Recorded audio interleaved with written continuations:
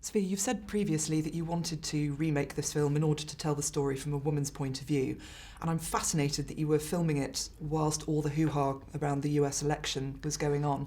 What was it like filming during that time?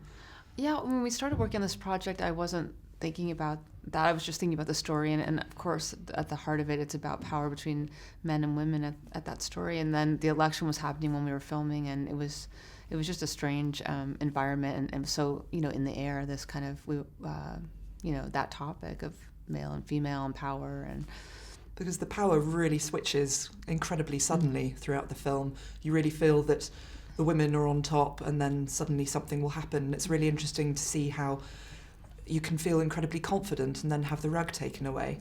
Yeah, I thought I was fascinated with that being at the heart of the story, and I feel like in any relationship or watching the story, you can relate. Of course, not in such a melodramatic way, but that was the fun of looking at something that we can all relate to, but that in a really heightened way.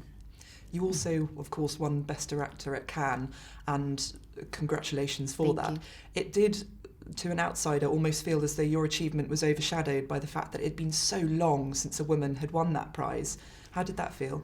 Yeah, I was really surprised when I learned the history when they said that a woman hadn't won it since the early 60s. So I was surprised, and it's sad that there haven't been more women in that field, but I was proud to win it. And also I just felt so much happiness and support from so many women that I felt shared in that with me. So that was a great feeling. It certainly feels like there are a lot of really strong, more mainstream films going out to bigger audiences coming from female directors at the moment. Are there any women directors that have really struck you? I mean, I grew up with Jane Campion being a huge role model for me, and Palme d'Or winner still. Yeah.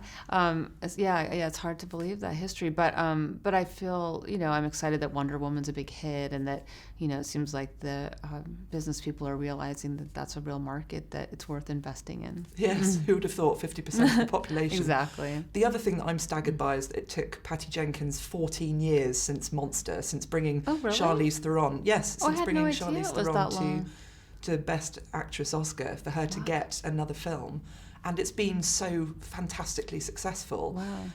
Would you ever be tempted to do a superhero film?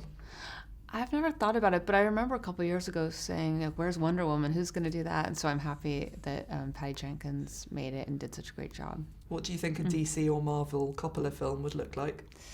I can't imagine my sensibility translating into that world, but who knows? Thank you so much. Thank you.